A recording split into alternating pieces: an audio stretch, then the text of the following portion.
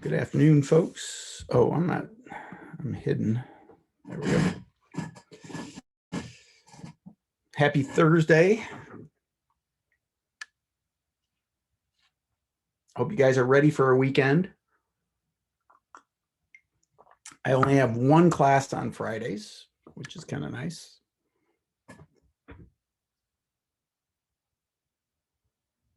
And yes, I actually have it. I tried to get out of having it, do it asynchronously, but yeah, it was clear that that was not going to be a good idea. So I do teach on Fridays, which is unfortunate, but not to you guys. You guys get tomorrow off, at least from this class. So anyone have any questions?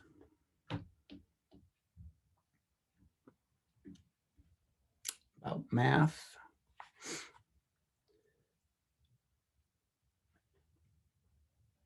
Anyone try and take the quiz yet? Did that work out? Yeah, it worked for me. I took it. It worked for me. Good. Anyone have any problems with the quiz?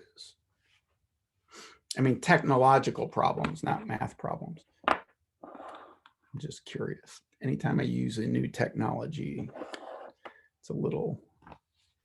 Did the time allowed was enough to finish the work and submit the home? I mean, it was, yeah. Should it be? Yeah, I think so. Okay. But it's not really fair. Like, so I took the quiz, but I know the answer, so it didn't take me very long. So I was more worried about, and my impression is you guys will be better with the technology than I am.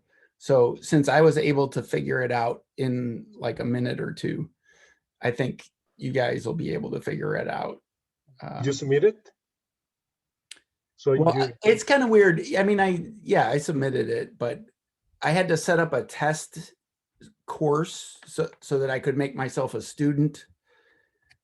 Anyway, I had to do some gymnastics to do it. But yeah, you can, yeah, I was able to submit it and upload the file and all that. That was nice. Thank you for taking the time doing it for us. I even tried it on my phone. Okay. And I hate my phone, okay? I mean, no, that's not true. I like my phone. I just am like, you know, I won't look at stuff online on my phone. I'll just use my laptop because it's so small, but I just thought you guys might use your phone. So I was going to see, and actually it was easier to upload the file from my phone because I did one of the problems on a piece of paper. And then when I pushed the button that said upload file or something like that, and it gave me the option of just taking a picture. So I really didn't even have to upload it. All I had to do was take it, you know, choose that option and then take a picture.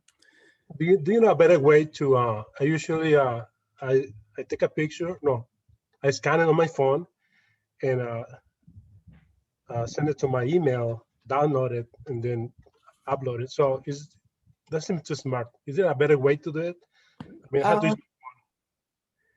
I mean, so when I did it on my laptop, I airdropped it.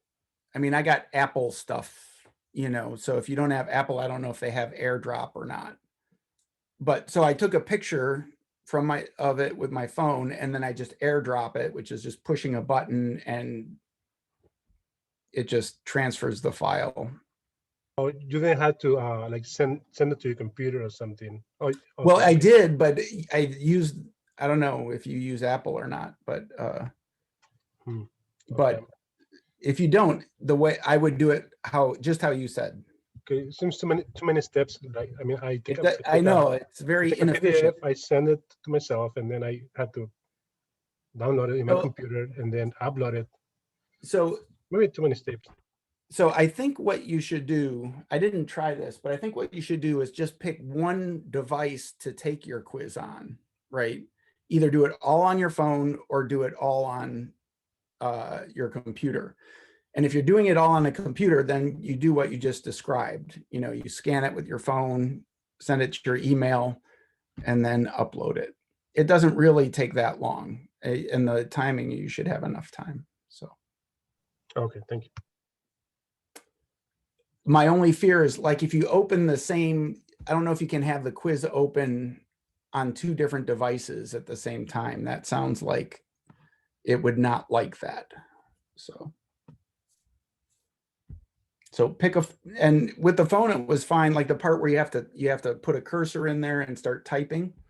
It's just like sending a text message, only you're trying, at least sound mathy. Okay. No emojis or anything like that. I tried this one way that's pretty efficient. It's if you scan it on your phone with the Google Docs app, it auto saves to the cloud.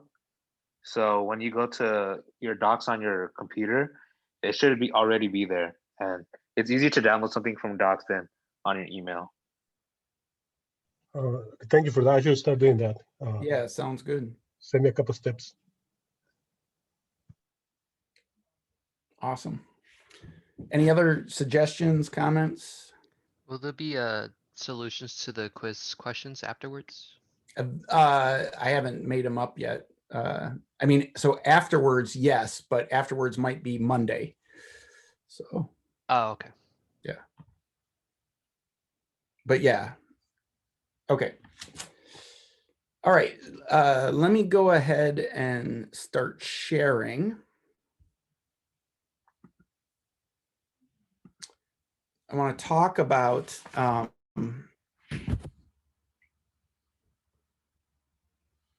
what is this? I don't know what this is for. Okay. Fingers crossed. Okay, worked.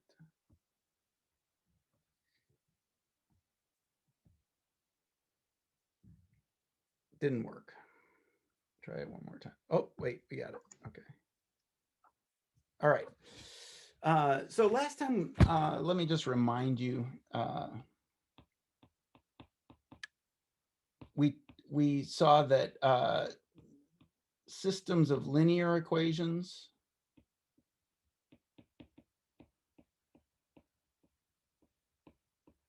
correspond to a single matrix equation, AX equals B, right? Where this was the matrix of coefficients, A.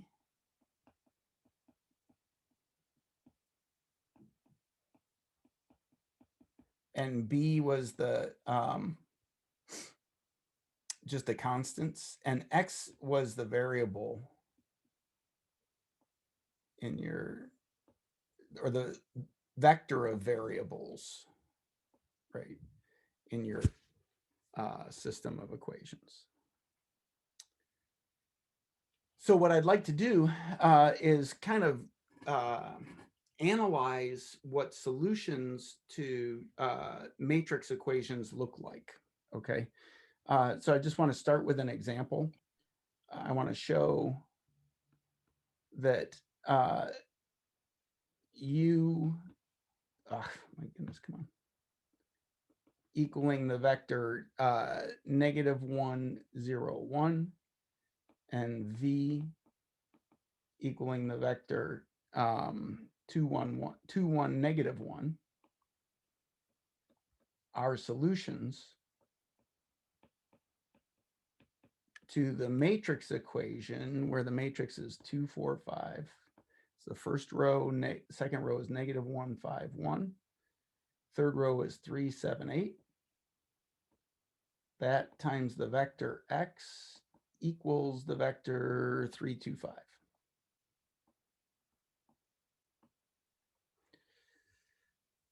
Okay.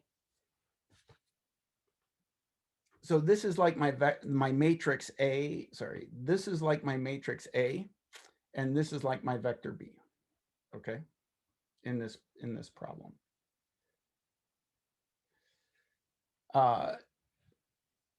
So what does it mean to be a solution? What does it mean if I want to say that U is a solution to that matrix equation?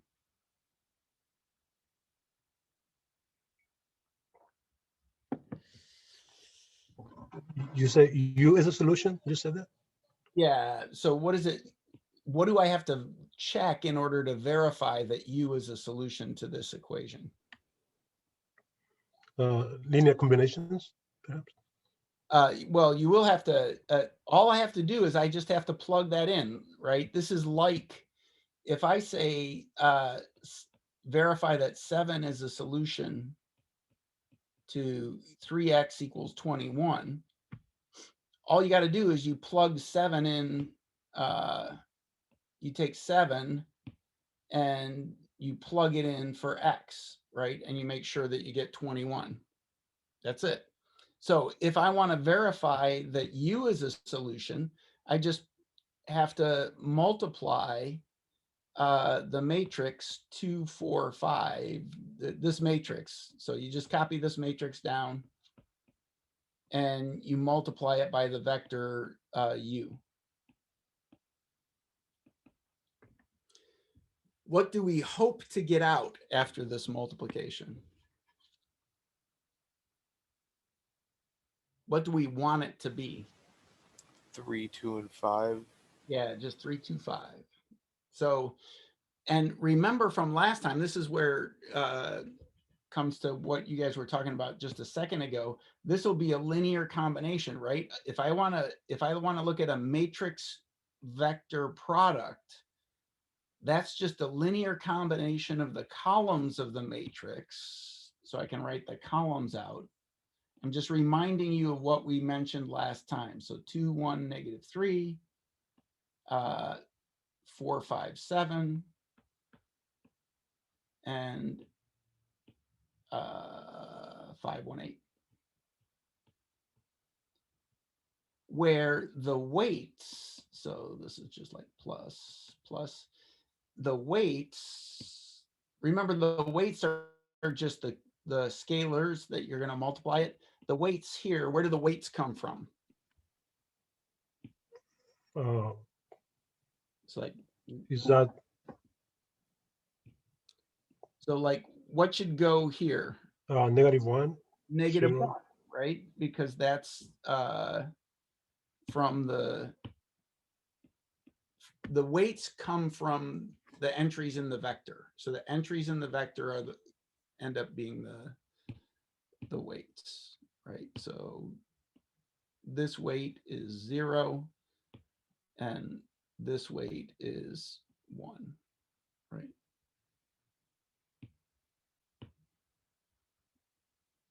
So that's the 0 times this, and this is 1 times that.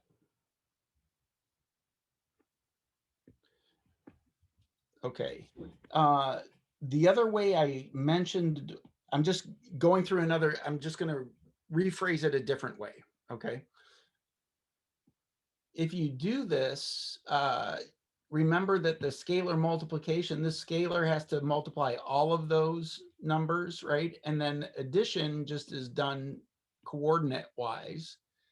So if I were going to do all that, I would get my scalar -1 times 2 plus my scalar 0 times 4 plus my scalar 1 times 5 in the first entry.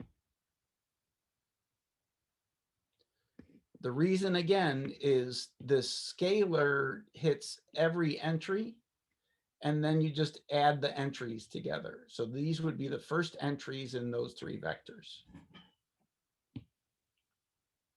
Okay, and so then I'd get my scalar -1 times the entry -1 plus my scalar 0 times the entry 5 plus my scalar 1 times the entry 1.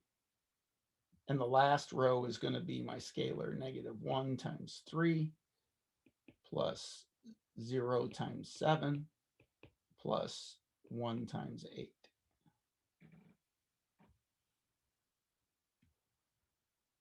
Okay, so when I'm writing matrix vector products, when I'm multiplying a matrix times a vector, a lot of times I will not write it out this way as a linear combination of the columns.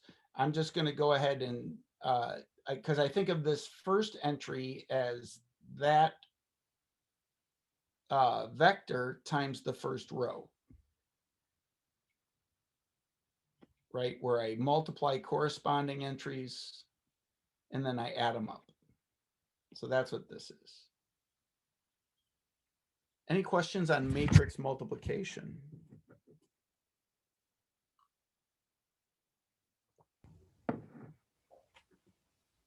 Okay, and what did we want this to equal? I forgot.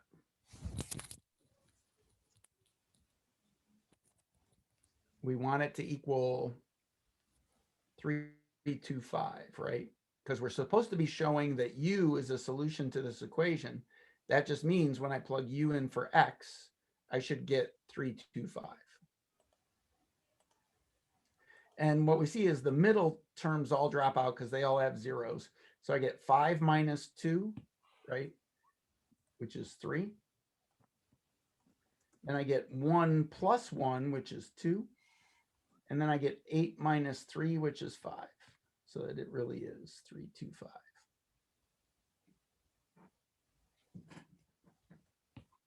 So that calculation shows that u is a solution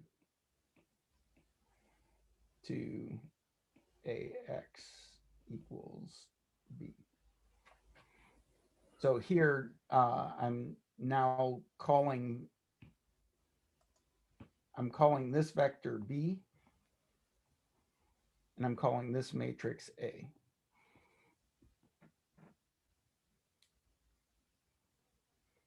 So that this becomes ax equals b.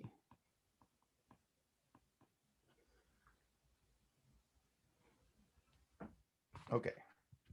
Any questions?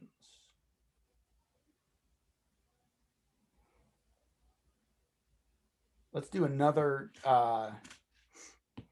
we want to check V as well, right? So I'm going to have the same matrix. So I got a 2, 4, 5 in the first row, -1, 5, 1 in the second row, 3, 7, 8 in the third row.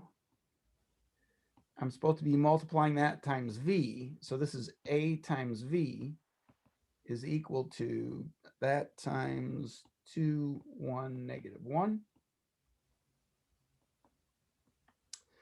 And the way I'm going to do it is I'm not going to write it. So a lot of times the fact that it's a linear combination of the columns of A, where these scalars are the weights in the linear combination, that's a very useful thing sort of when you want to prove stuff and work on things that way. But in terms of calculating, I usually just do that dot product stuff. So it'll be like 4 plus 4, minus 5 in that first row. Then in the second row, I'm going to get -2 plus 5 minus 1. And then the third row, I'm going to get 6 plus 7 minus 8.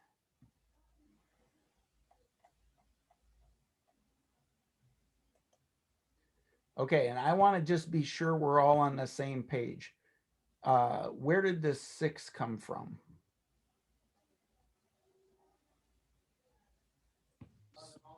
From 3 times 2. Yeah, and the 3 in the lower left corner gets it into there. And then the 2 up here is 3 times 2 gives me the 6.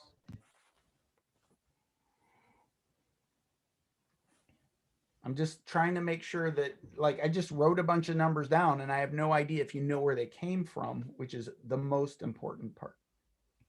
Right. Okay, and now you just do the arithmetic. The top is 8 minus 5 is 3. The middle is 5 minus 3 is 2.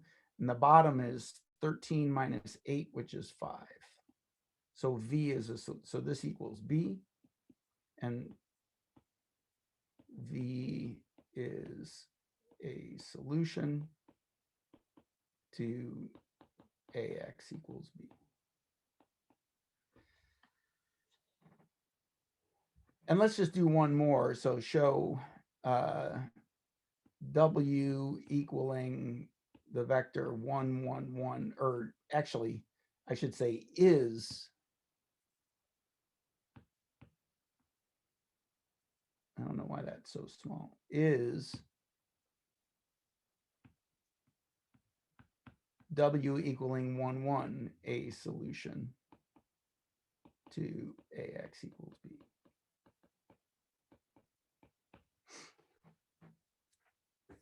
Okay. Ready, go. Figure out if it's a solution or not.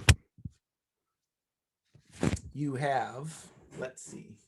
Can you put back the screen so we can Sorry? see? Can you put back the note so we can Oh, you see? didn't have the. I'm looking at you right now. Yeah, that's okay. I mean, I was hoping that you had it, so I was actually going to do the calculation myself, and I didn't want you watching me do the calculation. Okay, let So- me just take a picture of it. Yeah, so Thank you. this is the matrix, that's the vector, and is it a solution to that?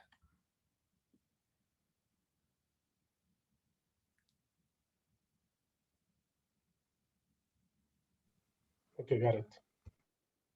Anyone else need this? Okay, go.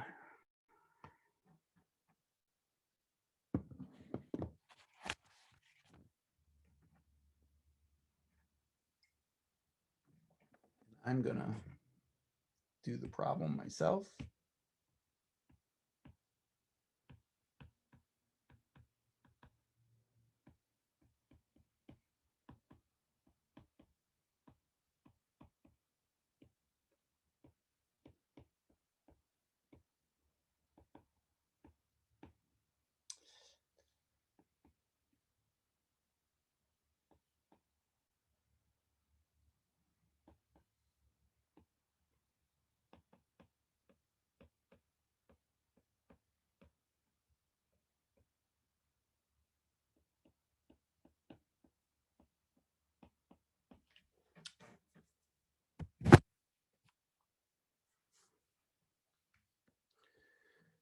If you have questions, feel free to ask.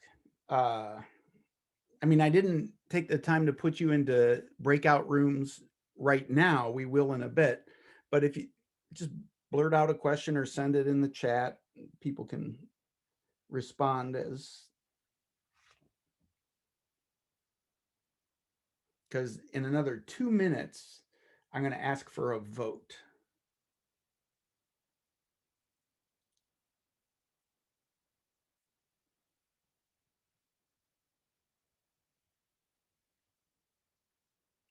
Oh, 1 minute now. Okay, so you got 1 minute.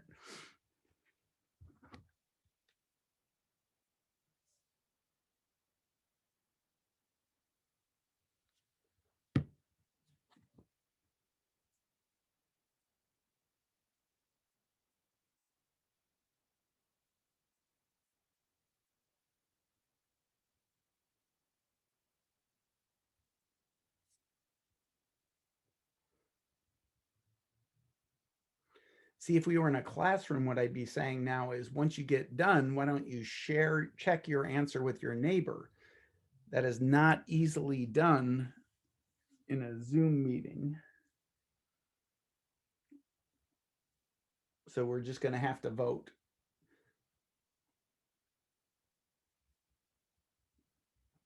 As is.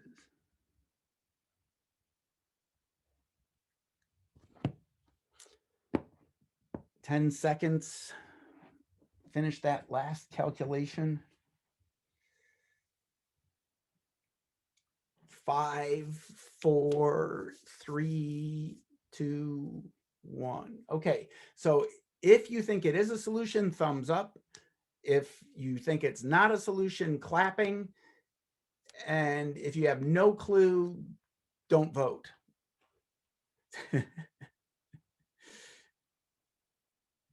Okay, so we've got a lot of no votes. That's not okay. I'm not sure how to do the clap either. There we go. We're clapping. Okay, excellent. Right. So it's not a solution. Anyone want to tell me what they got for A times W?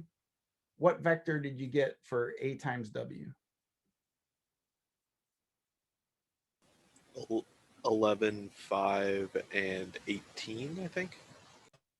How's that sound to the rest of y'all? Yeah, I got the same. That's what I got. So I'm guessing that's what I got too. I'm guessing that that's correct. And that just means you need to, like, if you didn't get that, you want to double check your calculations. Okay. Definitely want to do that. Any questions about that?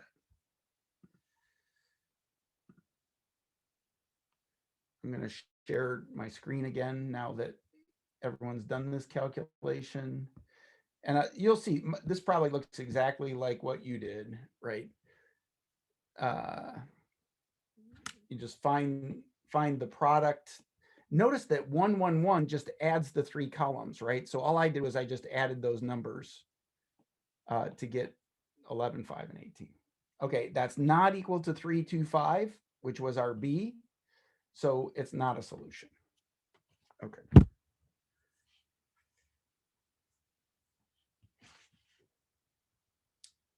Okay, so I want to talk about a new kind of system. Every matrix equation, so every matrix equation, AX equals B, has an associated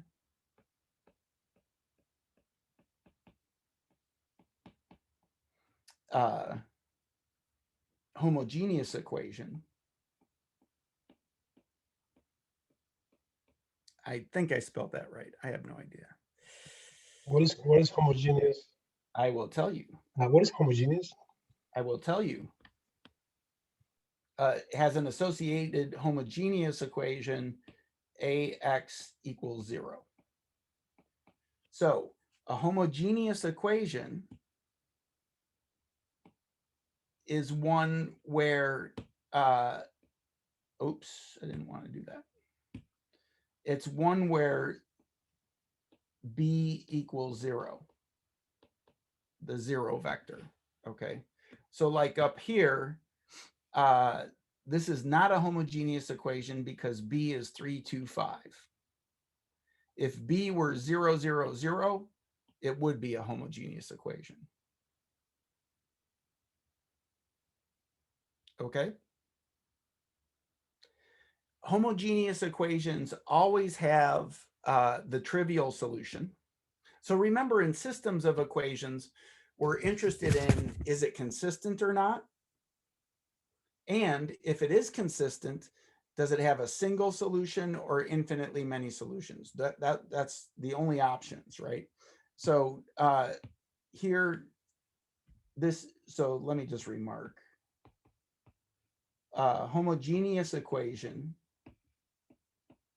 always has the trivial solution. Really?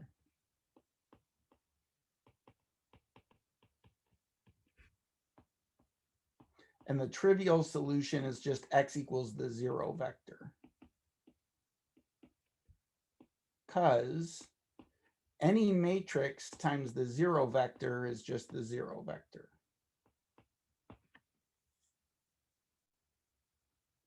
So with homogeneous equations, it's a little bit different. We don't have to worry about it whether or not it's consistent. Homogeneous equations are always consistent because they always have the trivial solution.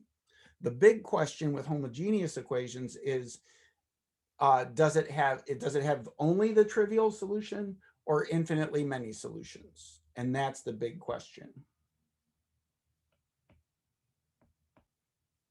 So the big question with homogeneous, with AX equals 0, is it only the trivial solution?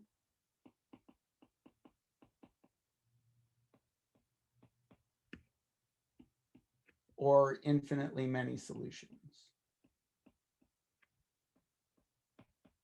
And that's what we're worried about with homogeneous equations. Okay. They're just a kind of equation. It's just where the constant vector on the one side is just always 0. Okay, so what I'd like to do is I'd like the A to be the same A from before. So with the same A, U, and V, show that U minus V, oh, shoot. I will just keep going, is a solution to the homogeneous equation AX equals 0.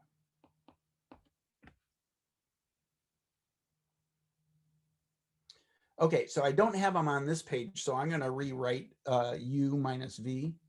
So U minus V is equal to, let me just see what they were. So U was -1, 0, 1. And then I want to subtract V from that. So that's -2, 1, -1. So that's equal to -3, -1, 2. To show that that vector is a solution, I'm just going to multiply. So A times U minus V is equal to, what was our matrix? A, 2, 4, 5 in the first row, -1, 5, 1 in the second, and 3, 7, 8. So I want to multiply that by -3 minus 1, 2, right? And what do we hope is going to come out?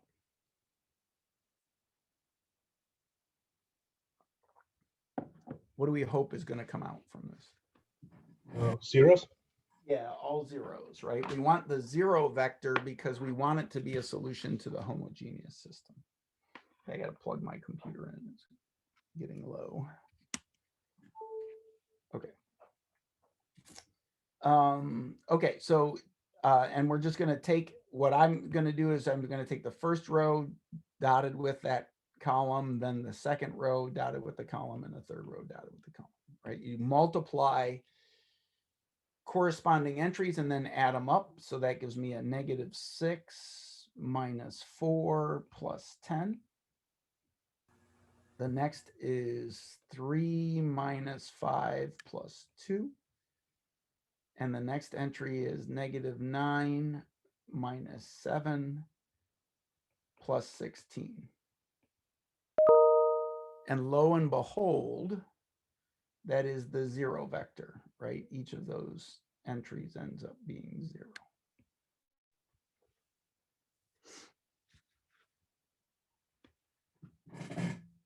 Okay.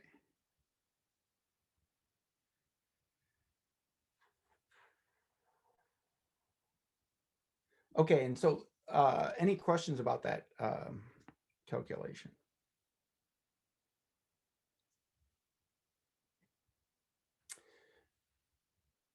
Let me just summarize real quick what we got here. So what we know from our first example is that U and V are both solutions to AX equals B, right? And what we just found is if we took those two solutions to AX equals B, U and V, and subtract them, we got a solution to the homogeneous equation. So let me just tell you why this works.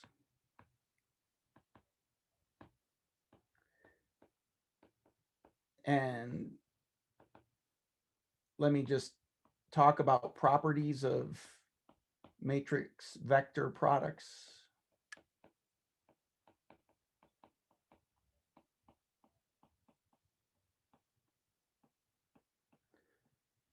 That I didn't talk about last time. Okay, so I didn't mention this last time. I'm mentioning it now. The first property is that the product, the matrix distributes across vector sums. So that means A times the vector U plus V is equal to A times U plus A times V.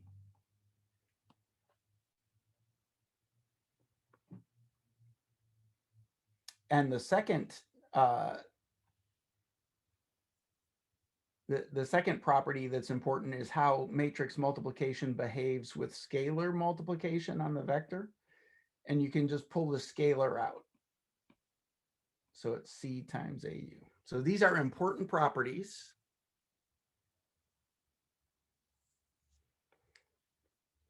So now, suppose A times U is equal to B, and that's also equal to A times V. Okay, so A times U and A times V are the same. So that's all I want to assume. Then A times U minus V,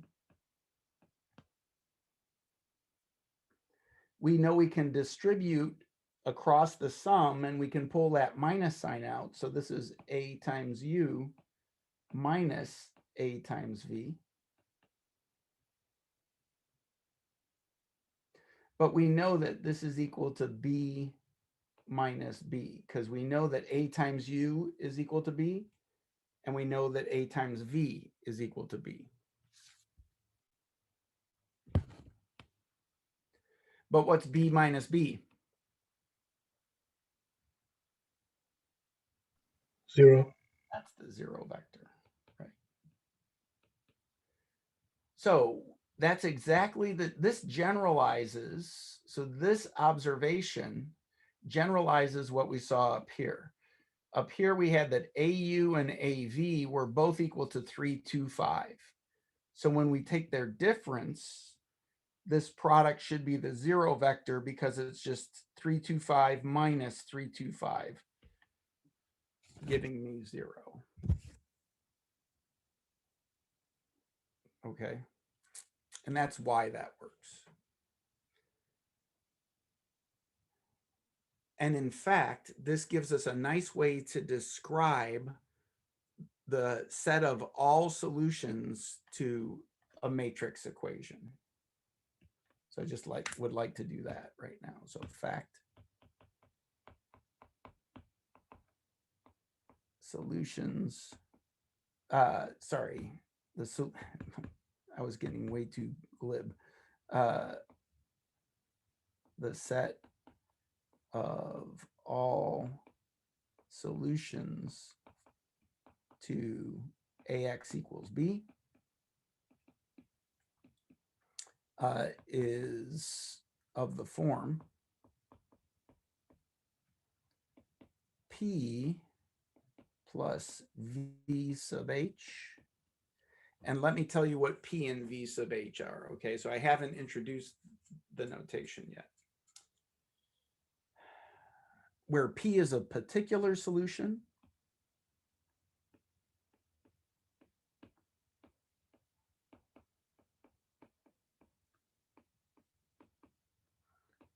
to AX equals B. And by particular solution, what I mean is something like what we saw on the previous page where -101 was a particular solution to AX equals 325. Okay, so it's one solution. So it's just a single vector. It's one solution that if I plug it in for X, I get B out. V sub H is actually the general solution to the associated homogeneous equation. And V sub H is the general solution to the related or associated homogeneous equation, AX equals 0. Okay. And it's just a nice description. And the reason you know that that the general solution looks like this is because if you have any two solutions and subtract them, you know it's a solution to the homogeneous system. Okay. So basically the proof of this, which you can read in the book, just is a consequence of this observation, that if you have two solutions and subtract them, you get a solution to the homogeneous system. So that, anyway, that's how it's proven. Let's instead of proving it, let's just look at an example, look at this example. Find the general solution of this matrix A that we had before, 2, 4, 5 in the first row, negative 1, 5, 1 in the second row, 3, 7, 8 in the third row. That times x1, x2, x3 equals the vector 3, 2, 5.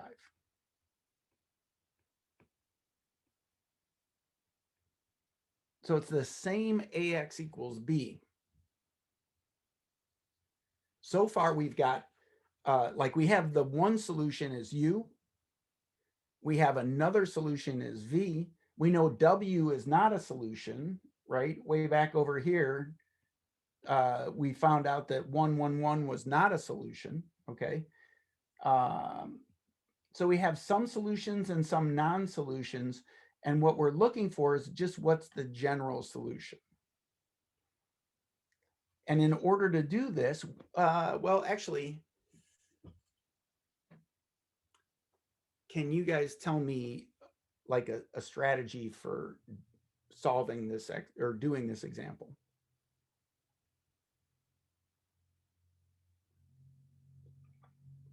If I told you you were going to get an A in this class, if you could do this right now, what would you do? I'm not saying that you will. Okay, no, I'm not making promises, but I am saying if it were important to you, what would you do to try and solve this? Distribute the x1, x2, and x3 across the left, middle, and right columns. So you could definitely do this. And I'm going to do this now just one more time. I will never do this again. Okay. The point is this, this one matrix equation is just a shorthand for a linear system. And just like you were saying, it's 2x1 plus 4x2 plus 5x3 equals 3.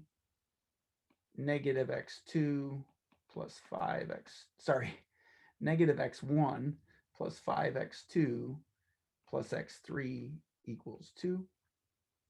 And then 3x1 plus 7x2 plus 8x3 equals 5.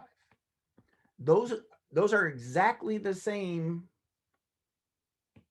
These are just two different ways of saying the same thing. I can use a single matrix equation, or I can use a system of linear equations. Exactly the same. So when I'm faced with a matrix equation like that, at least initially, I'm sitting down here puzzling about it, and I think like this, okay? At least initially. Eventually you're just going to think in matrix equations. You're just going to say, okay, it's a matrix equation. I know how to deal with matrix equations. Okay. But for now, you see this, you should think that. Okay. You see one matrix equation, you think system of linear equations. All right. Now, yes, you can do this, but how would you solve the system? The augmented matrix. The augmented matrix, right? So if you're going to solve the system, just take a look. When you do that, when you make the augmented matrix, you're just going to get this matrix back. The only difference is the 325 is going to be the augmented part. So this is what I'm thinking in my head, but what I write down is just the augmented matrix that has my coefficient matrix on the left and the constant on the right.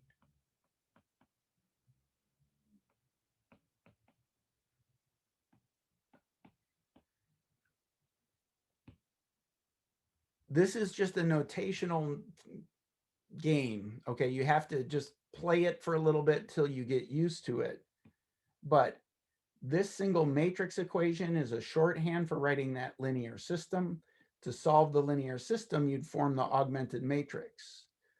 From now on, I don't want you to go actually write this down. I want you to go straight to here. Okay. I want you to just say, I know how to solve matrix equations. I go straight to the augmented thing and I'm done. Well, I'm not done. Then I solve that. Okay.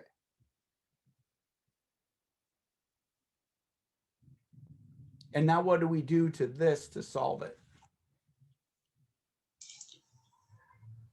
Put it in row reduction row echelon form. Yep. And I'm going to call it reduced row echelon form. And I'm just going to tell you what it is rather than going through the whole calculation. So the first row is 1, 0, 3 halves, bar 1 half. The second row is 0, 1, 1 half, bar 1 half, right? And the last row is a row of zeros.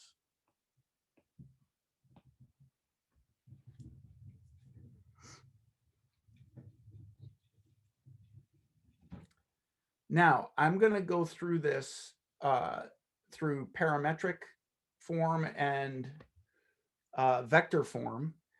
My goal in all of this is to show that the general solution to this system of linear equations is of the form a particular vector plus the general solution to the homogeneous equation. Okay. So if I'm going to do this, at least at this stage of the game, eventually we might get faster at reading the solution from the reduced row echelon form. But for now, I'm going to write down the equation I get. X1 plus 3 halves x3 equals 1 half. And then x2 plus 1 half x3 equals 1 half. And then the last equation is 0 equals 0. So I usually don't even write that down. Right.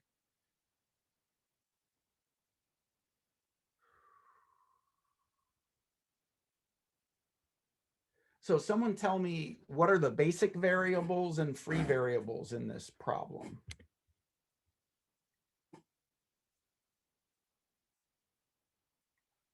Can you look at this row reduced form and tell me what the basic variables and free variables are?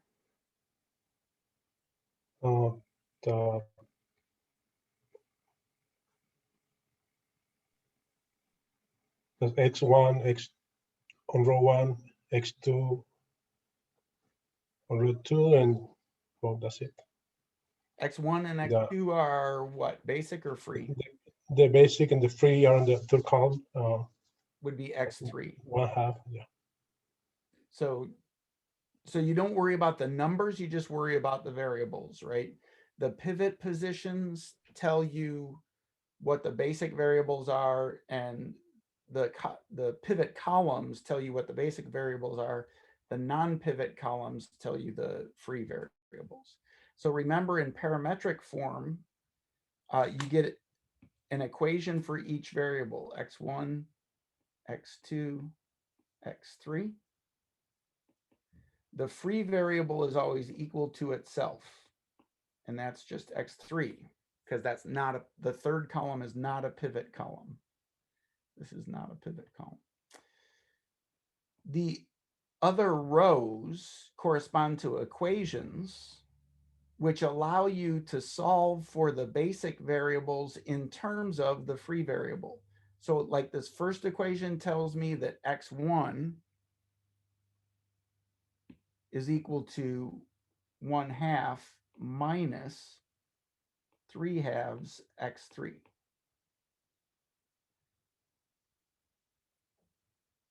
The second equation tells me that 1/2, that x2 is 1/2 minus 1/2 x3.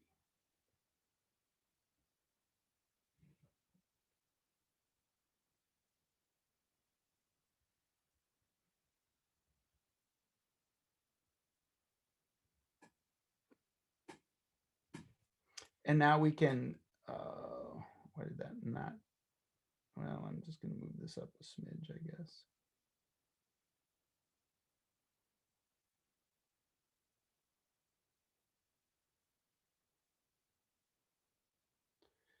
I can write the vector solution down. The vector solution is going to be the one vector for the constants plus x3 times the coefficient vector for x3. Okay. So from my parametric form, I look at the constants on the right-hand side. And on the right-hand side, I get 1/2, 0. Notice that's exactly this vector right here, right?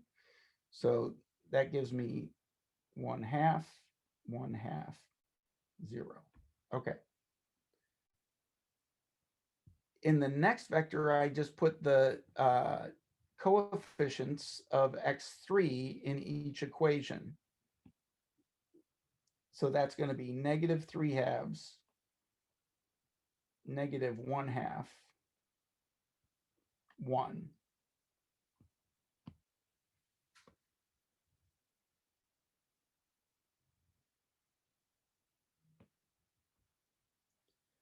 So in vector form, it's of the form a single vector plus infinitely many vectors, right?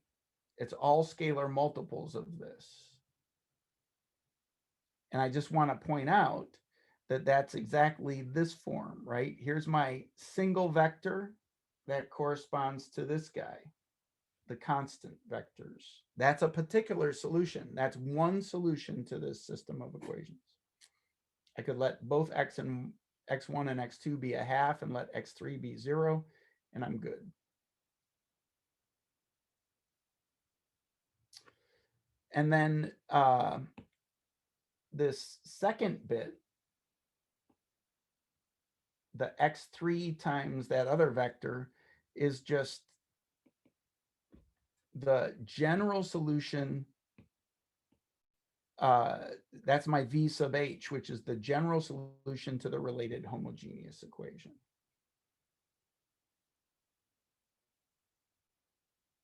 And what that says is if you multiply my original matrix A by -3/2, -1/2, 1, it'll give you 0, 0, 0.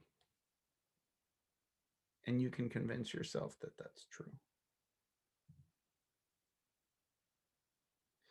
So I guess I should finish this. So this is like my v sub h. And the other one is like my p.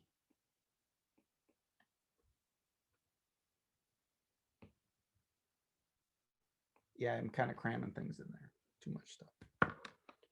Any questions?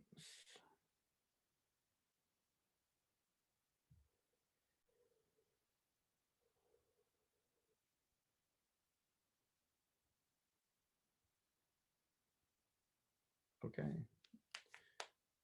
So do you believe me? Well, yes, is the answer. You will just, because you don't really want to worry about it, but you should check that if you multiply this vector times that matrix, you really do get the 0 vector. Okay. I mean, that it's important that that be the case, but that'll exactly be what happens. So it's just crazy that that's how it works. So the general format for a solution to a matrix equation is a particular solution plus the general solution to the related homogeneous equation, okay? And that general solution can sometimes be infinitely many, but we also know that it could just be 0, right? Because it could only have the trivial solution. Okay. All right, guys, let's take a 5-minute break. Come back at 5 o'clock and we'll have some work for you to do at that point. Okay. But for now, let's just, these classes are too long. So come back in 5 minutes and we'll get started again.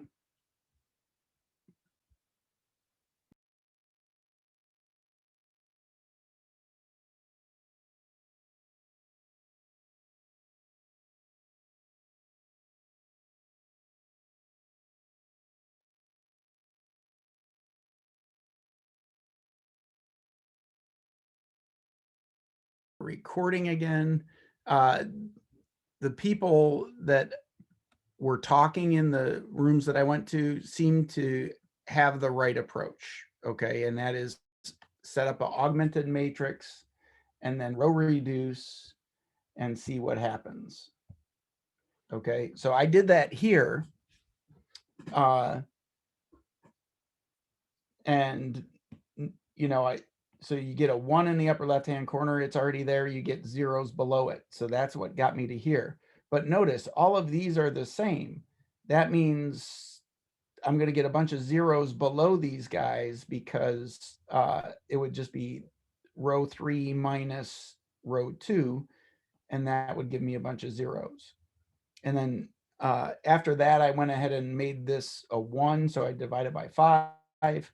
And you get this. Okay, so this is a solution. It might not be the cleanest solution, but you can compare this to whatever you were working on. It may not be exactly the same.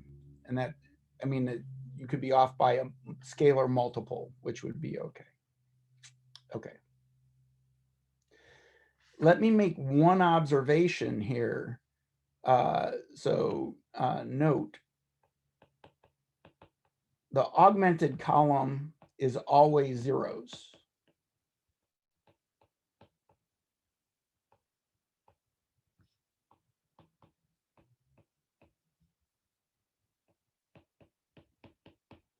So a lot of times for a homogeneous system, we just row reduce.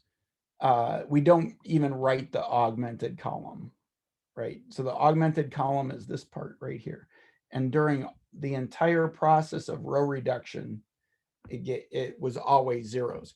So very frequently, you just ignore the augmented part in a homogeneous system. So frequently, you ignore the augmented column.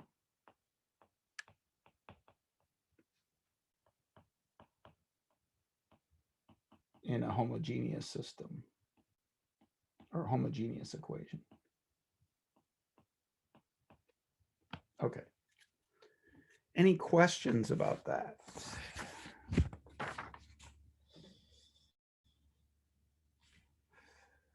Let me encourage you to try these, these exercises during class, because then you can see what you don't know and try and get that cleared up. Okay, so let me encourage you to do that. So the last thing I want to talk about is section 1.6 today, and that's applications. And there's 2 applications I'd like to talk about. And if all of that is true, I mean, if we really do get through 1.6, and I'll let you know, then for the weekend, you should do the homework all the way up through 1.6. So in order to be caught up, you should have all the homework done through section 1.6. So come with 2 questions on Tuesday. Okay, so applications, 1 is to economics. So 1 is Leontief's exchange model.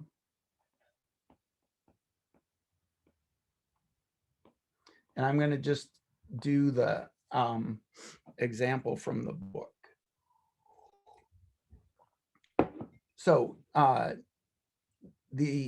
his assumption is that the economy, there's actually going to be two applications in economics that we look at, both from this guy Leontiev. And this one is a simplified version and it'll get ramped up later. Okay. In this example, he considers an economy to be made up of consists, I can spell, sorry, consists of sectors. And for this example, it'll be coal, electric, and steel.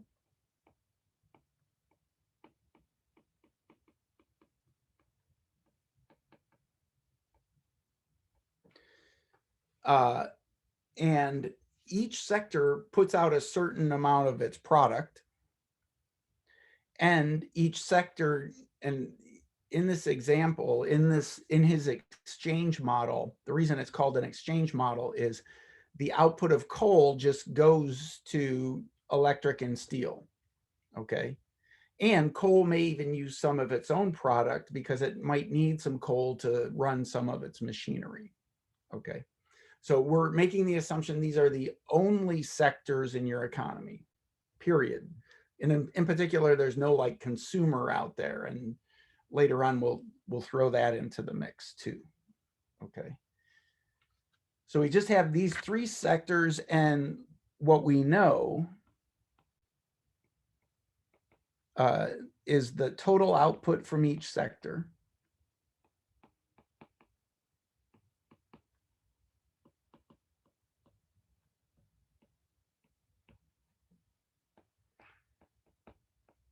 And how it's divided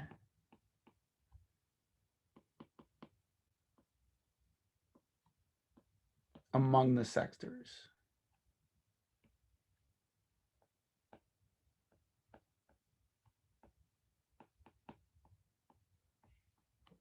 Okay, and usually that's given to us in a table. So I'm just going to write this table down. Okay, so each column is going to tell you the distribution of output from a sector. So distribution of output for coal, electric, and steel. And then each row is going to tell you how much each sector purchases. So again, for coal, electric, and steel. Okay, so the first row is 0.4.6. The second row is 0.6.1.2. And the third row is 0.4.5.2.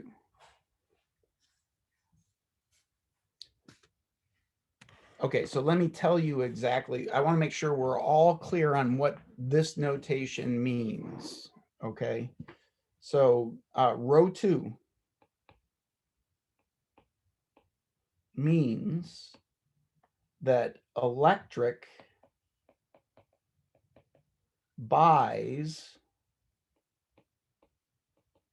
60% of coal's output. Oh, this is not. I'm going to stick it in here. What, 10% of its own output and 20% of steel's output.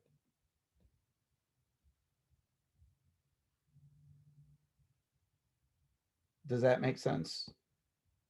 So if I just look at this row right here, that tells me the percentages of output from the different sectors that electric needs to produce its electricity. Okay.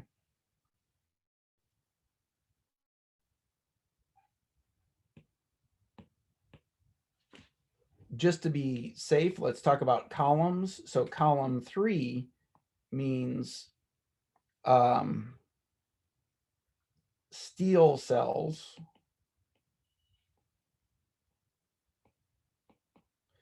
60% of its output to coal,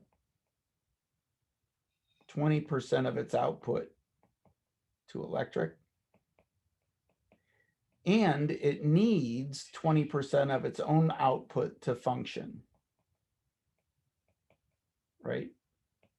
And that could be, right? Because steel might need machinery or whatever that requires more steel, right? So it produces some steel, and some of what it produces, it has to use itself. Okay. So just to be sure we're all on the same page, that 60-20-20 corresponds to that column. Okay, any questions on what this matrix means?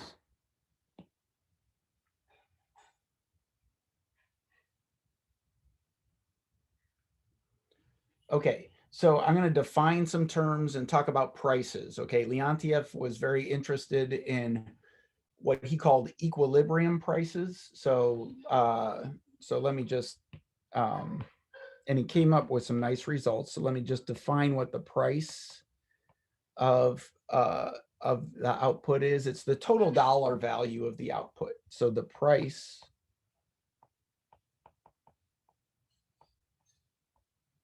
of the output is the total dollar value.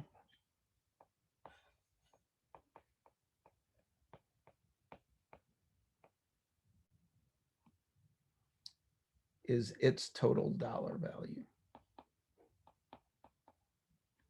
Okay.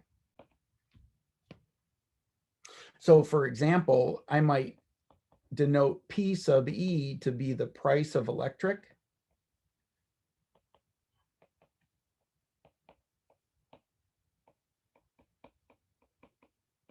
And that's just the monetary value. So the dollar value of the electricity produced. How do you spell electricity? Sorry. Electricity produced. Okay. And then there's your expenses, right? So equilibrium prices. So each sector will, and we're assuming that every sector sells everything it makes. Like if you look at this matrix over here, notice that these add up to 1. So those add up to 100%. So all of steel is distributed to the different sectors, right? So it's selling everything it makes. But it also has to buy stuff, right? So electric had to buy 60%, 10%, 20%, right, of steel. So it has expenses. And equilibrium prices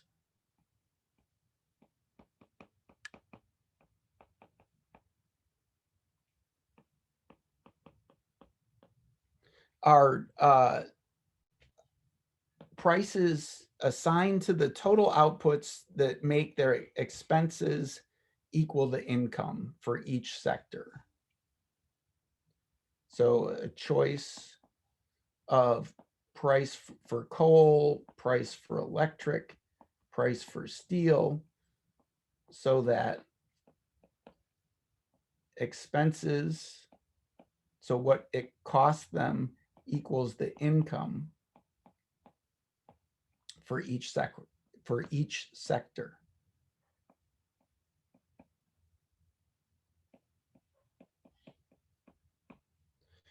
Now, I don't know how realistic this is in terms of economy, okay? Like, do they really want their expenses to equal their income? Because that sounds like you're not making a profit at all. But in any case, this is what Leontief showed, is that in this setup, equilibrium prices always exist. So Leontiev's theorem, or Leontiev proved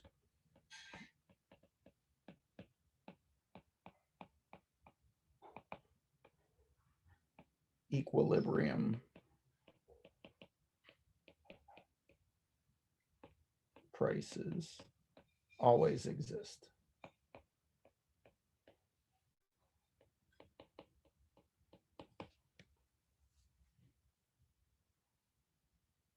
Okay.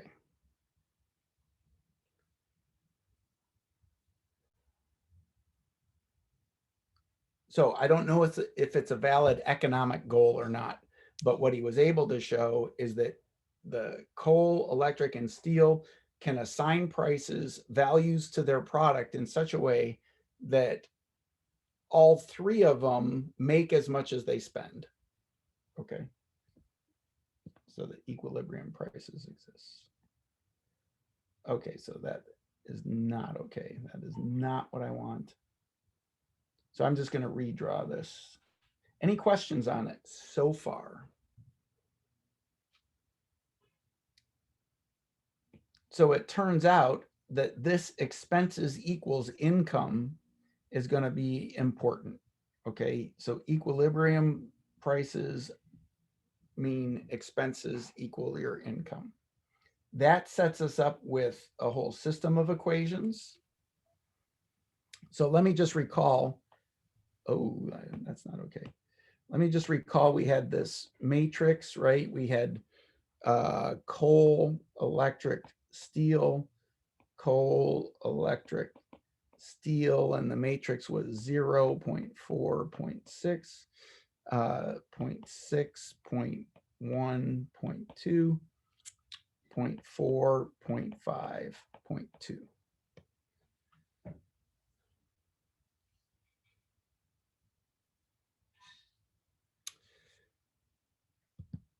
And each row tells us how much each sector is buying.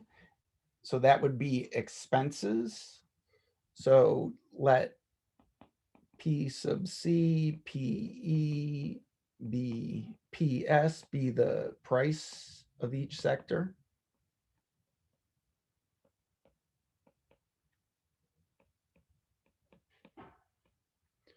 And now I want to set up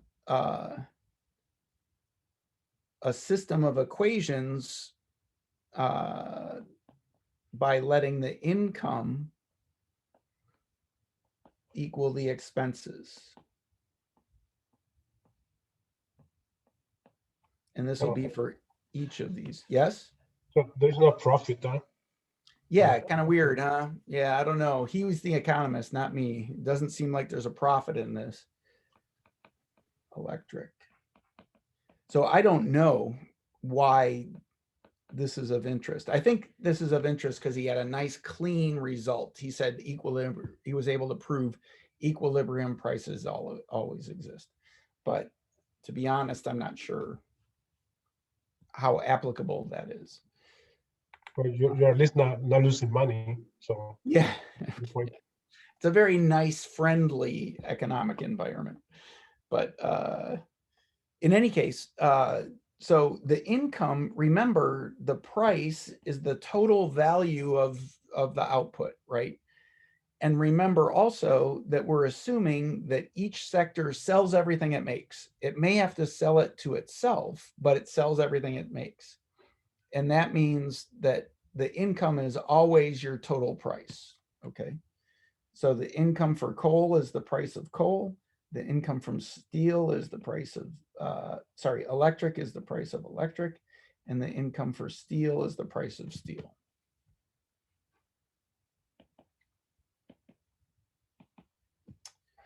Now, expenses. So if we look at coal, coal buys none of its own. So coal doesn't need any coal to run its business.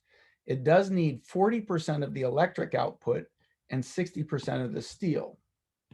So that's going to cost 0 times the price of coal plus 0.4 times the price of electric plus 0.6 times the price of steel. right? It needs 60% of the steel. The total price of steel is P sub S, so it needs 60% of that. Does that make sense? This row in the matrix is telling me the coefficients of the different prices.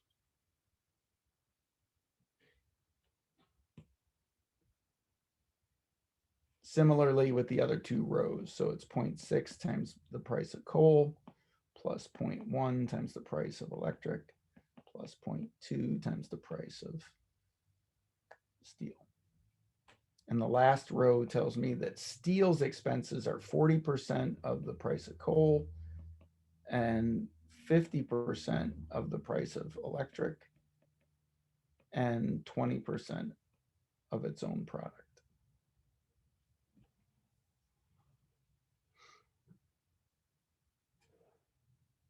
Oops.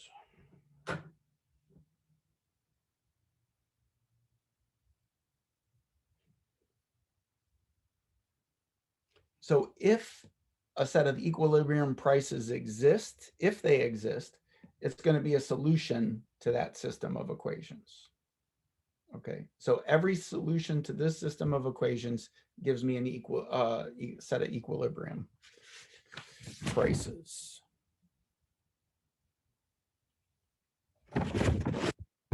Okay, so we can make this into a homogeneous system.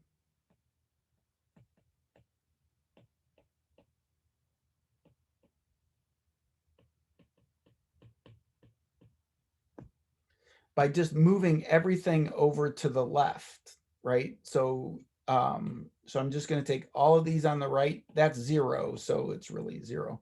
But I'm going to subtract. I'm going to get zeros on the right-hand side is what I'm going to do. So I'm going to make it equal 0, equal 0, equal 0. So in the first row, I got the price of coal minus 0.4. Price of coal minus 0.4 times the price of electric minus 0.6 times the price of steel. In the second row, I'm going to get minus 0.6 times the price of coal. Now the price of electric is on both sides of the equation, right? So I got one price of electric over here, and I got 0.1 over here. So when I subtract it, I'm left with 0.9 times the price of electric plus 0.9 times the price of electric, and then minus 0.2 times the price of steel.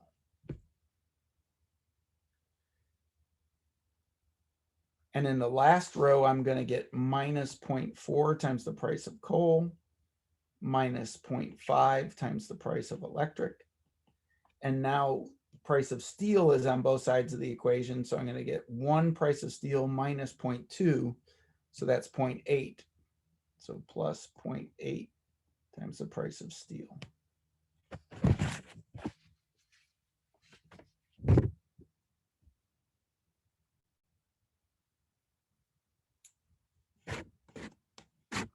Any questions about the setup there?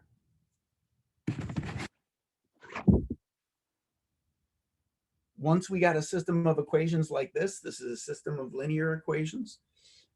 We know how to solve them. What do?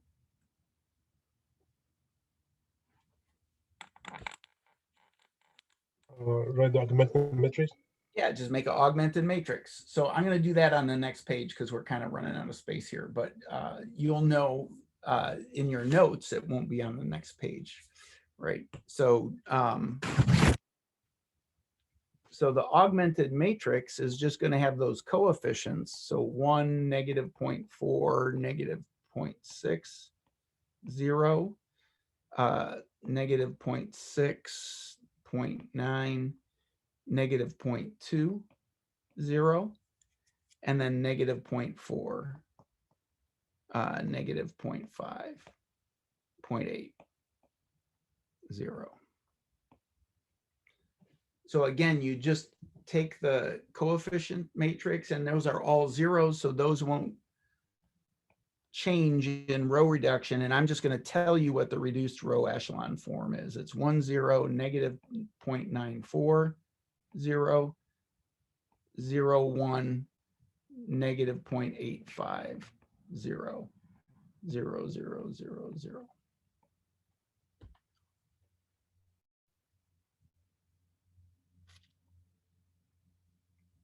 So remember what this says. This says the price of coal minus 0.94, the price of steel has to equal 0. And another way to say that is the price of coal is 0.94 times the price of steel. And price of electric minus 0.85, the price of steel, has to equal 0. So my general solution is going to be the price of coal, price of electric, price of steel. But we now know that the price of coal is 0.94 times the price of steel. And the price of electric is 0.85 times the price of steel. And the price of steel is the price of steel. So you can just factor out the price of steel. That's what they usually do. Get that constant, and you get the vector 0.94, 0.85, 1.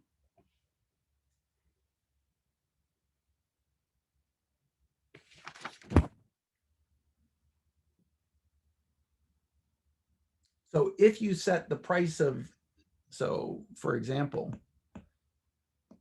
if steel sets its price at, say, $100 billion or something, just make up a number, then the equilibrium prices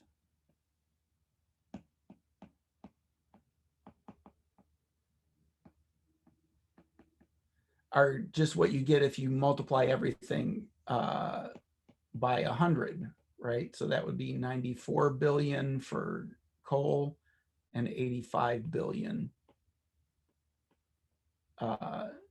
for electric. These are the prices for the different sectors where each sector's income will equal its expenses.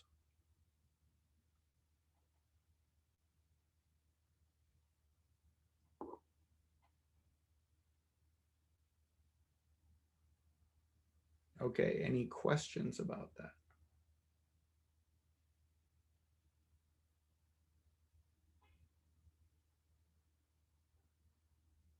Okay, so this is a nice interpretation, a nice situation in which a homogeneous system just arises naturally.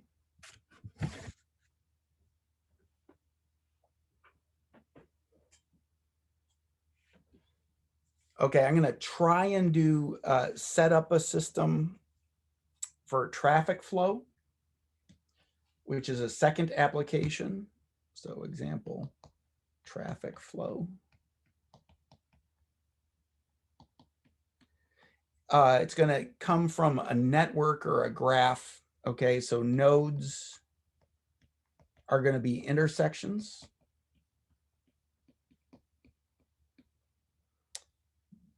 And you'll see them as vertices, okay, or points. Branches will be roads, streets, let's say. And these will be denoted by line segments or edges. Okay, so for example, okay, and I will write the assumptions. The total flow in equals the total flow out. Flow in equals flow out. And I'll come back to mentioning what that means in the following example. Well, actually, I already wrote example. I don't have to write it again, right? So I'm going to have a network where I have take a horizontal line, make a horizontal line in there.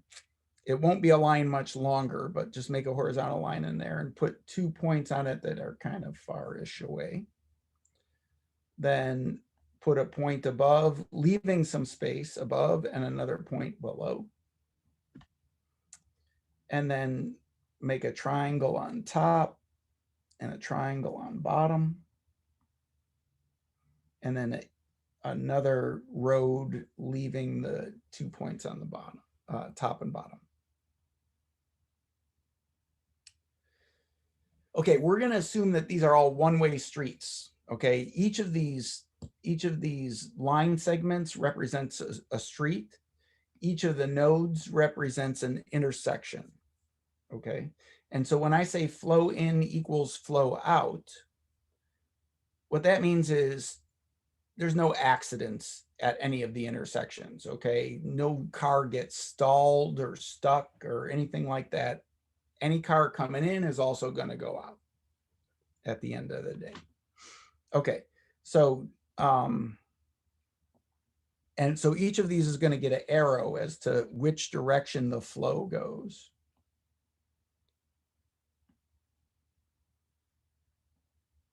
And it's going to go out here, and out here. So it's going to, and I'm going to give you a rate on some of these. So from this node, I got 100 cars per day, say, going out. Well, okay, 100 cars per hour, minute, 10 minutes, I don't know, 100 cars per something going out. From this, I got 40 cars per something going out. I got 200 coming in to the network from above. Okay, so that's like a entering from a highway, getting off a highway so that you're going into the city. And then leaving the network down here, I've got 60. So notice in the total network, the total inflow, the flow in is 200 cars per 10 minutes or whatever. And the total flow out adds up to 200 as well. Okay. And now let's just label our intersections.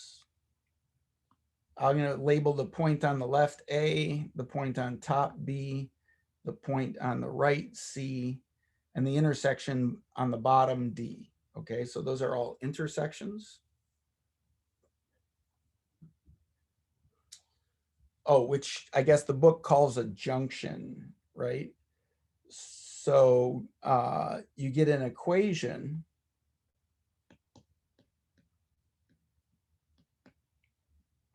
for each junction or intersection or point,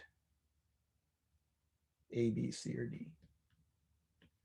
Sorry, I forgot one thing.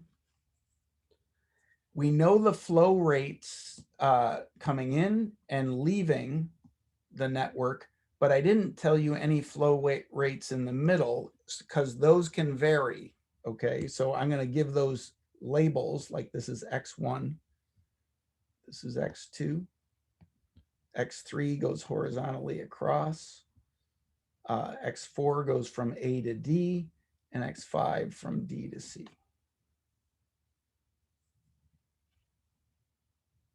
What are the chances that I can copy this? I'd say 0. Really? Okay, never mind. Let me do the whole thing.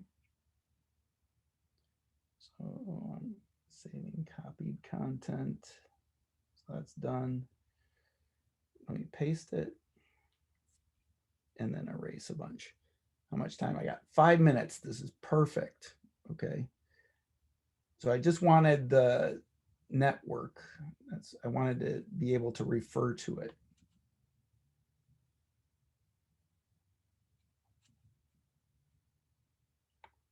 Wow. Okay. So I'm just going to move this network up. You get an equation for each junction because the flow in has to equal the flow out, right? So I have in equals out, and I got one for each junction. So for junction A, notice there's only one street that's flowing in, and that has a X1. It has a rate of X1. So that's x1 equals, there's 3 flowing out. So that's 40 plus x3 plus x4, right? Because if you look at this first junction, 40, x3, and x4 are all flowing out. So the total flow out is that expression.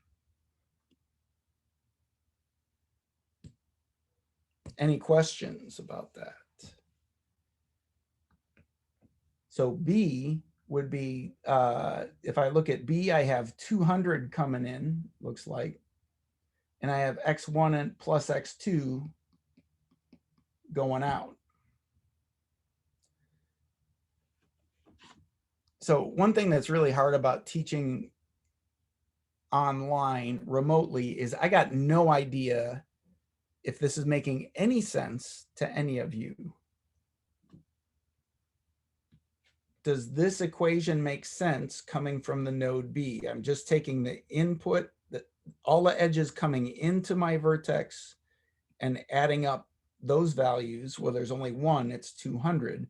And then I take all the edges leaving my vertex and I add up those values. So that's where the x1 plus x2 comes from.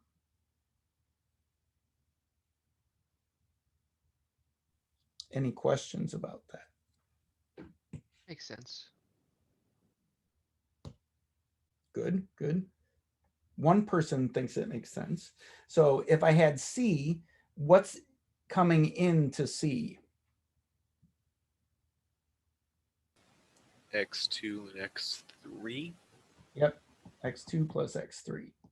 What's leaving C? X5. Yes.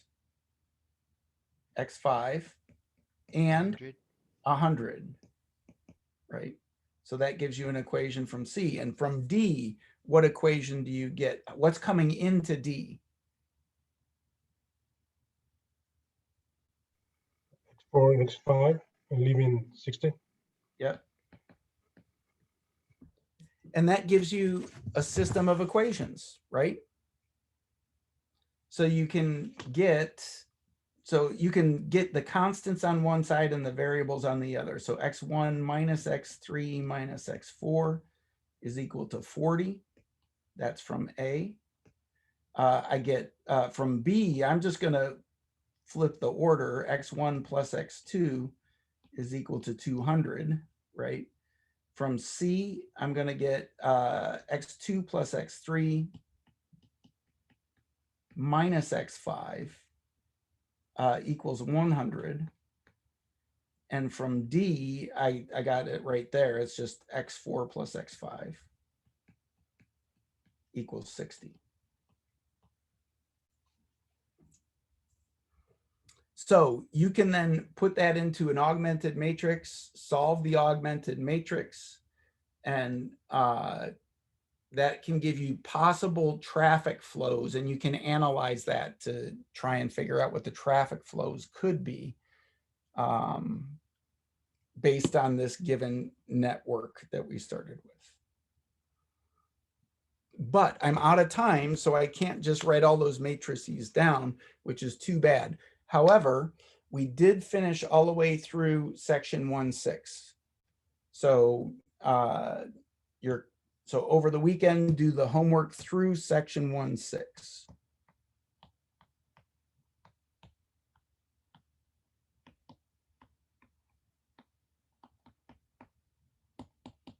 And come with questions on Tuesday.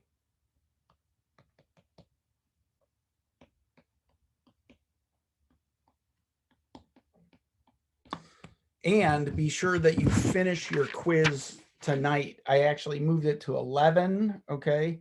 But finish your quiz tonight. Finish your quiz if you haven't already. Okay. Anyone have any questions? Anyone ready for dinner and ready to get out of here? Yes, I am too. So I'll stick around for a few more minutes if anyone has any questions. Otherwise,